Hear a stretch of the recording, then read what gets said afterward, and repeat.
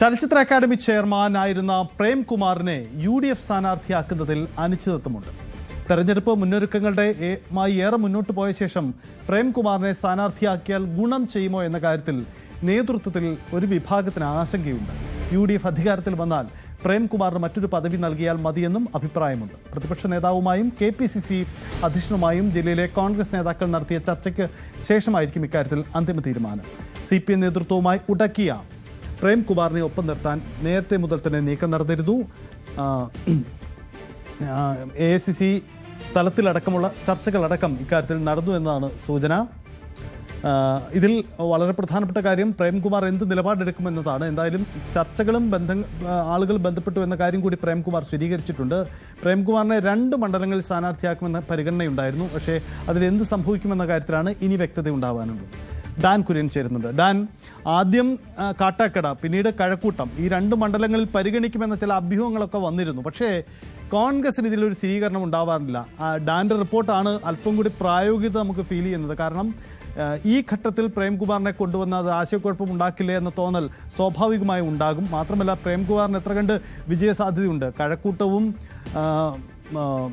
കാട്ടാക്കടയും കോൺഗ്രസിനെ സംബന്ധിച്ച് പ്രതീക്ഷ നൽകുന്ന മണ്ഡലമാണ്. അപ്പോൾ അവിടെ ഒരു പരീക്ഷണം വേണ്ട എന്ന ആലോചനയ്ക്ക് തന്നെയായിരിക്കും സാധ്യത, അല്ലേ?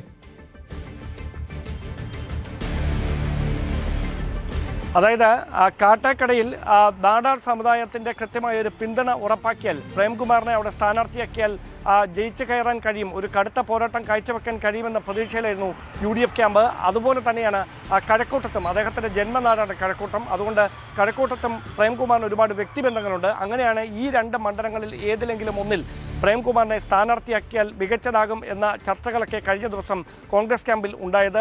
കോൺഗ്രസിലെ മുതിർന്ന ചില നേതാക്കളുമായി പ്രേംകുമാർ തന്നെ സംസാരിക്കുകയും ചെയ്തിരുന്നു. പക്ഷേ ഇതുമായി ബന്ധപ്പെട്ട് ഇപ്പോൾ ഒരു ആശങ്കയുണ്ടായിരിക്കുന്നു. ആശങ്ക എന്ന് പറയുന്നത് മറ്റൊന്നുമല്ല, തെരഞ്ഞെടുപ്പ് മുന്നൊരുക്കങ്ങളുടെ ഭാഗമായി 2 മാസം മുമ്പ് തന്നെ ഇതുമായി ബന്ധപ്പെട്ട്, അതായത് ഈ മണ്ഡലം കേന്ദ്രീകരിച്ചുകൊണ്ട് സാധ്യതാ പട്ടികയിൽ ഉൾപ്പെട്ടിരുന്നവർ, അതായത് ഹൈക്കമാൻഡിൻ്റെ തന്നെ അറിവോടെ സാധ്യതാ പട്ടികയിൽ ഉൾപ്പെട്ടിരുന്നവർ പ്രവർത്തനവുമായി സജീവമായി മുമ്പോട്ട് പോവുകയായിരുന്നു.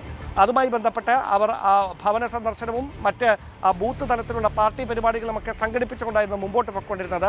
അതിനിടയിലാണ് ഇങ്ങനെയൊരു രാഷ്ട്രീയ സാഹചര്യം ഉരുത്തിരിഞ്ഞു വരുന്നത്. അപ്പോൾ പെട്ടെന്ന് പ്രേംകുമാറിനെ അവിടേക്ക് സ്ഥാനാർത്ഥിയാക്കി അവതരിപ്പിച്ചാൽ അത് ഇതിനോടകം നടത്തിയ പ്രവർത്തനങ്ങളെയും അതിന് നേതൃത്വം നൽകിയവരുടെയും മനോവീര്യം തകർക്കുമോ എന്നതാണ് നേതൃത്വത്തിന് മുമ്പിലെ ആശങ്ക. അതുകൊണ്ടാണ് ഇപ്പോൾ പ്രേംകുമാറിനെ സ്ഥാനാർത്ഥിയാക്കേണ്ടതുണ്ടോ എന്ന ഒരു ചർച്ച ഒരു വിഭാഗം നേതാക്കൾ, ജില്ലയിലെ ഒരു വിഭാഗം നേതാക്കൾ മുമ്പോട്ട് വെക്കുന്നത്. എന്തായാലും പ്രതിപക്ഷ നേതാവ് VD സതീശനുമായും KPCC അധ്യക്ഷനുമായും KC വേണുഗോപാൽ ഉൾപ്പെടെയുള്ള മുതിർന്ന നേതാക്കളുമായും അവർ ചർച്ച നടത്തും. ആ ചർച്ചയ്ക്ക് ശേഷം മാത്രമേ ഈ വിഷയത്തിൽ ഒരു തീരുമാനത്തിലേക്ക് എത്തുകയുള്ളൂ. മുമ്പോട്ട് വെക്കുന്ന കാര്യം UDF അധികാരത്തിലെത്തിയാൽ പ്രേംകുമാറിനെ വളരെ സുപ്രധാനമായ ഒരു പദവി നൽകുക, അതല്ല എങ്കിൽ മറ്റ് തെരഞ്ഞെടുപ്പ്, ഇനി പാർലമെന്റ് തെരഞ്ഞെടുപ്പ് അടക്കം വരാനുണ്ട്, അതിലേതെങ്കിലും ഒരു തെരഞ്ഞെടുപ്പിൽ പ്രേംകുമാറിനെ പരിഗണിക്കുക. അതായിരിക്കും കുറച്ചുകൂടി കോൺഗ്രസിന്റെ രാഷ്ട്രീയമായി ഗുണം ചെയ്യുക എന്നതാണ് ഒരു വിഭാഗം നേതാക്കളുടെ അഭിപ്രായം. അവർ അക്കാര്യം പ്രധാനപ്പെട്ട നേതാക്കളുമായൊക്കെ ചർച്ച ചെയ്യുന്നുണ്ട്. എന്തായാലും പ്രേംകുമാറുമായി കോൺഗ്രസിന്റെ മുതിർന്ന നേതാക്കൾ നേരിട്ട് തന്നെ ചർച്ച നടത്തും. അതിനുശേഷം മാത്രമേ വിഷയത്തിലൊരു ധാരണയിലേക്ക് എത്തുകയുള്ളൂ. എന്തായാലും പെട്ടെന്ന് പ്രേംകുമാറിനെ കഴക്കൂട്ടത്തോ കാട്ടാക്കടയിലോ സ്ഥാനാർത്ഥിയാക്കാനുള്ള ഒരു നീക്കം നടത്തിയാൽ അത് ഏതെങ്കിലും തരത്തിൽ ഇതിനോടകം പ്രവർത്തനം നടത്തിയവരുടെ മനോവീര്യം തകർക്കുകയും അതൊരു തിരിച്ചടിയായി മാറുകയും ചെയ്യുമോ എന്നൊരു ആശങ്കയാണ് നേതൃത്വത്തിൽ ഒരു വിഭാഗത്തിനുള്ളത്. അതുകൊണ്ട് തന്നെയാണ് ഇതിൽ വിശദമായ ചർച്ചകൾ അനിവാര്യമാണെന്ന നിലപാടിലേക്ക് അവർ എത്തുകയും ചെയ്തത്. എന്തായാലും പ്രതിപക്ഷ നേതാവും KPCC അധ്യക്ഷനുമൊക്കെ ഈ വിഷയത്തിലെടുക്കുന്ന നിലപാട് നിർണായകമായിരിക്കും. അതോടൊപ്പമായിരിക്കും സ്ക്രീനിംഗ് കമ്മിറ്റി അംഗങ്ങളുമായും ഹൈക്കമാൻഡ് പ്രതിനിധികളുമായും ഈ വിഷയത്തിൽ വിശദമായ ചർച്ചകൾ നടത്തുക. എന്തായാലും ഇന്ന് മുതിർന്ന നേതാക്കൾ എല്ലാവരും തിരുവനന്തപുരത്തുണ്ട്. അങ്ങനെ വിശദമായ ചർച്ച നടത്തിയ ശേഷം മാത്രമേ പ്രേംകുമാറിന്റെ സ്ഥാനാർത്ഥിത്വം സംബന്ധിച്ച് ഇപ്പോൾ ഉയർന്നു കേൾക്കുന്ന അഭ്യൂഹങ്ങളിൽ ഒരു സ്ഥിരീകരണത്തിലേക്ക് നേതൃത്വം എത്തുകയുള്ളൂ. ഡാൻ, ഒരു കാര്യം കൂടി, ഇപ്പോൾ കഴക്കൂട്ടത്തായാലും കാട്ടാക്കടയിലായാലും സ്ഥാനാർത്ഥി മോഹികളുണ്ട്. ഇതിനകം തന്നെ നമ്മളടക്കം റിപ്പോർട്ട് ചെയ്ത പരാമർശിച്ച ചില പേരുകളുമുണ്ട്. അപ്പോൾ ആ രീതിയിൽ അവരെ അവഗണിച്ചുകൊണ്ട് പുതിയ ഒരാളെ കൊണ്ടുവരുന്നത് തെരഞ്ഞെടുപ്പ് രംഗത്ത് പാർട്ടി അണികളിൽ ആശയക്കുഴപ്പമുണ്ടാക്കും. ഒരുപക്ഷെ അത് പ്രതികൂലമായേക്കാം. ഇതാണോ യഥാർത്ഥ വെല്ലുവിളി? അതോ അതിനപ്പുറം പ്രേംകുമാർ ഇപ്പോൾ വേണ്ട എന്ന തോന്നൽ ഉളവാക്കുന്നവർ കോൺഗ്രസിലുണ്ടോ? അദ്ദേഹം ഒരു തനിക്ക് സ്ഥാനാർത്ഥിയാകണമെന്നോ തനിക്ക് എവിടെയെങ്കിലും മത്സരിക്കണമെന്നോ അത്തരത്തിലുള്ള ഒരു അവകാശവാദങ്ങളും പ്രേംകുമാർ കോൺഗ്രസ് നേതൃത്വത്തിന് മുമ്പിൽ വെച്ചിട്ടില്ല. പക്ഷേ അദ്ദേഹത്തോട് നിലവിലെ ഈ സാഹചര്യം, അദ്ദേഹം ഇടത് നിലപാടിനോട് വിയോജിപ്പ് അറിയിച്ചുകൊണ്ട് പരസ്യ പ്രതികരണങ്ങൾ നടത്തിയ രാഷ്ട്രീയ സാഹചര്യം അനുകൂലമായി മാറുമെന്ന വിലയിരുത്തലിന്റെ അടിസ്ഥാനത്തിൽ കോൺഗ്രസ് നേതാക്കൾ തന്നെയാണ് ഇതിൽ മുൻകൈയെടുത്ത് പ്രേംകുമാറിനെ ഒപ്പം ചേർത്ത് നിർത്താനുള്ള ഒരു നീക്കം നടത്തിയത്.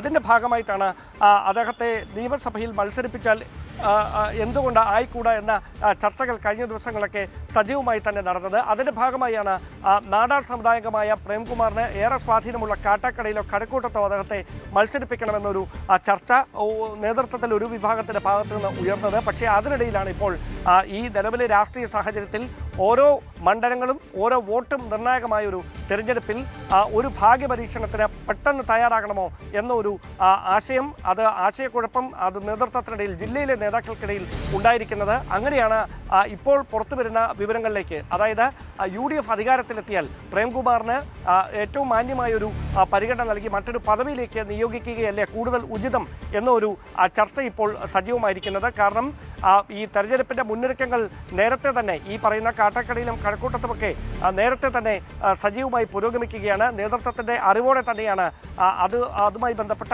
ഈ ഗൃഹസന്ദർശനവും ബൂത്ത് തലത്തിലുള്ള പ്രവർത്തനങ്ങളുമൊക്കെ നടന്നുകൊണ്ടിരിക്കുന്നത്. അതിനിടയിൽ പ്രേംകുമാറിനെ പെട്ടെന്ന് അപ്രതീക്ഷിതമായി സ്ഥാനാർത്ഥിയാക്കി കൊണ്ടുവന്നാൽ അത് ഗുണത്തെക്കാളേറെ ദോഷം ചെയ്യുന്ന സാഹചര്യം ഉണ്ടാകുകയും അത് തെരഞ്ഞെടുപ്പിൽ തിരിച്ചടിയായി മാറുകയും ചെയ്യുമോ എന്നൊരു ആശങ്കയാണ് നേതാക്കൾക്കുള്ളത്. അതുകൊണ്ട് തന്നെയാണ് പ്രേംകുമാറുമായി മുതിർന്ന നേതാക്കൾ ചർച്ച നടത്തിയതിനു ശേഷം മാത്രം ഈ മത്സരിക്കുന്ന കാര്യത്തിൽ ഒരു തീരുമാനത്തിലേക്ക് എത്തിയാൽ മതി, എടുത്തുചാടി അത്തരം നീക്കങ്ങളൊന്നും വേണ്ട എന്നൊരു നിലപാടിലേക്ക് ജില്ലയിൽ നിന്നുള്ള മുതിർന്ന നേതാക്കൾ എത്തിയിരിക്കുന്നത്. അവർ ഇക്കാര്യം പ്രതിപക്ഷ നേതാവ് VD സതീശനെയും KPCC അധ്യക്ഷൻ സണ്ണി ജോസഫിനെയും ഒക്കെ അറിയിക്കും. അതിനുശേഷമായിരിക്കും KC വേണുഗോപാൽ ഉൾപ്പെടെയുള്ള മുതിർന്ന നേതാക്കളുമായി കൂടി ഈ വിഷയത്തിൽ ഒരു ചർച്ച നടത്തുക. അങ്ങനെ ഒരു ധാരണയിലേക്ക് എത്താനാണ് ഇപ്പോൾ നീക്കം പുരോഗമിച്ചുകൊണ്ടിരിക്കുന്നത്. എന്തായാലും പ്രേംകുമാറിനെ കോൺഗ്രസ് പാളയത്തിലേക്ക് എത്തിക്കുന്നതിനുള്ള എല്ലാ ചർച്ചകളും ഏറെക്കുറെ അനൗദ്യോഗികമായി പൂർത്തിയായിരിക്കുന്നു എന്നുള്ള വിവരങ്ങളാണ് ഇപ്പോൾ പുറത്തു വരുന്നത്.